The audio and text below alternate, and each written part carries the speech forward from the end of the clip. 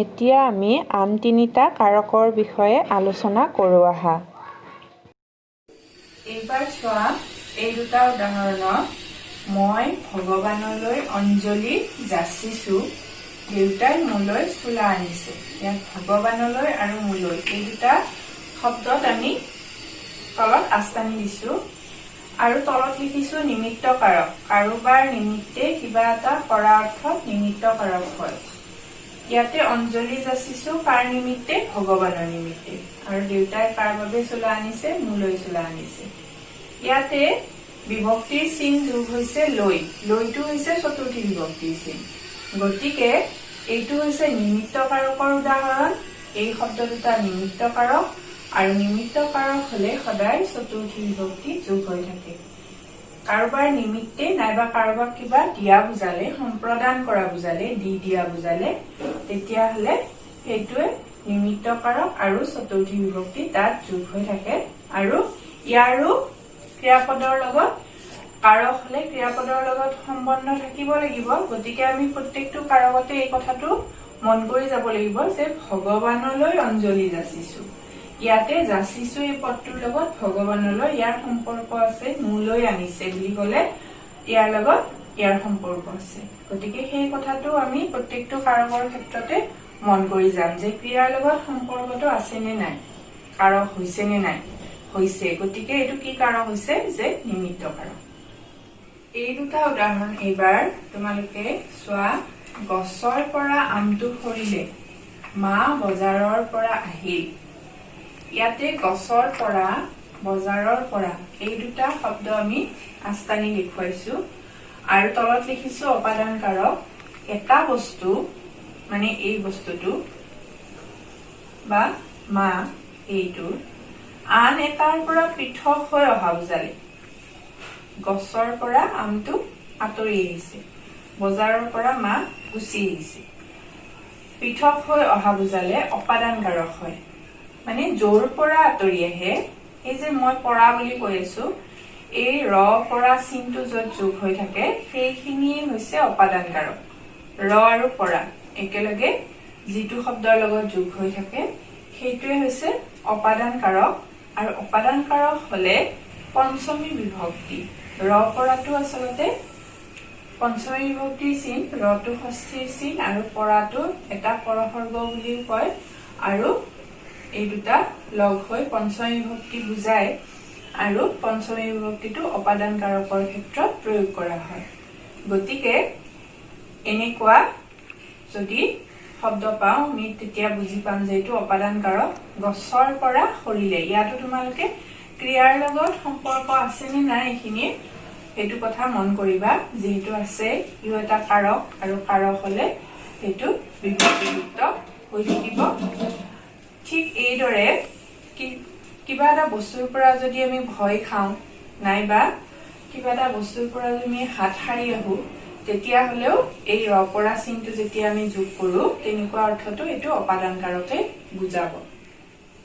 এই উদাহৰণ দুটা এইবাৰ মন কৰিবা। মাছ পানীত থাকে, মা ঘৰত আছে।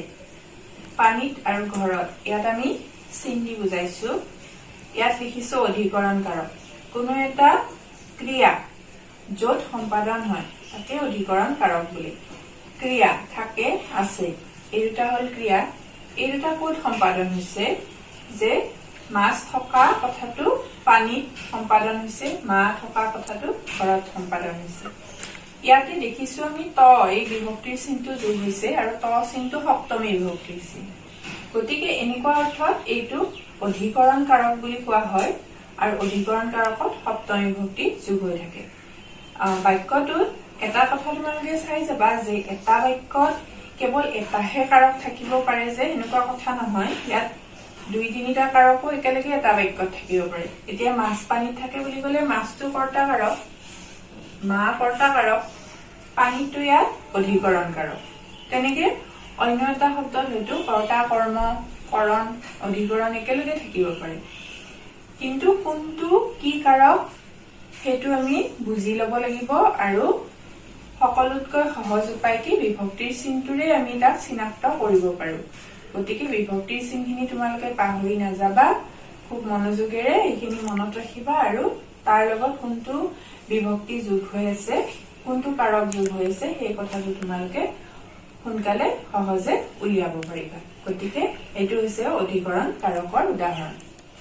আমি ইতিমধ্যে আটাইখিনি কাৰক আলোচনা কৰিলো। আমি দেখা পালো যে বিভক্তিবোৰ প্ৰত্যেকটো কাৰকৰ লগত যোগ হৈ আছে।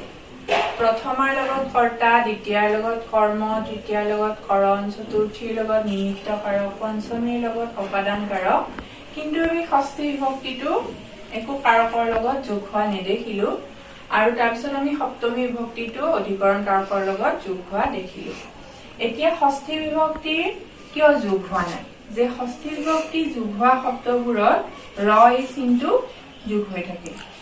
যেনে মোৰ, তোমাৰ, ঘৰৰ, বাহিৰৰ, গছৰ, এই ধৰণৰ যি ৰ শব্দটো যোগ হৈ থাকে এইবোৰ হল ষষ্ঠী বিভক্তিৰ চিন। ইয়াত আমি দুটা বাক্য লিখিছো। পলাশৰ ভায়েকে তোমাক মাতিছে, আকাশৰ ৰং নীলা। পলাশৰ ইয়াত ষষ্ঠী বিভক্তি যোগ হৈ আছে, আকাশৰ ইয়াতো ষষ্ঠী বিভক্তি যোগ হৈ আছে। এইটো কাৰক হব পাৰে নে নোৱাৰে? যে কাৰক হবলৈ হলে সেই পদটোৰ ক্ৰিয়াৰ লগত সম্বন্ধ থাকিব লাগিব।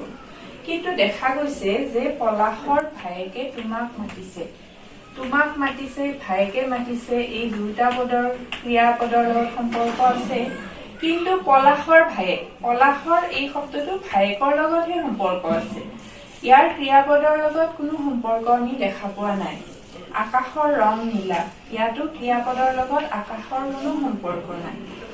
ইয়াত আমি ক্ৰিয়াপদটো লিখা নাই, ইয়াত ক্ৰিয়াপদটো হয় হব, আকাশৰ ৰং নীলা হয়। এই ধৰণে যদি আমি লিখো তেতিয়াও আমাৰ আকাশৰ এই পদটোৰ লগত ক্ৰিয়াপদৰ সম্পৰ্ক নাথাকে।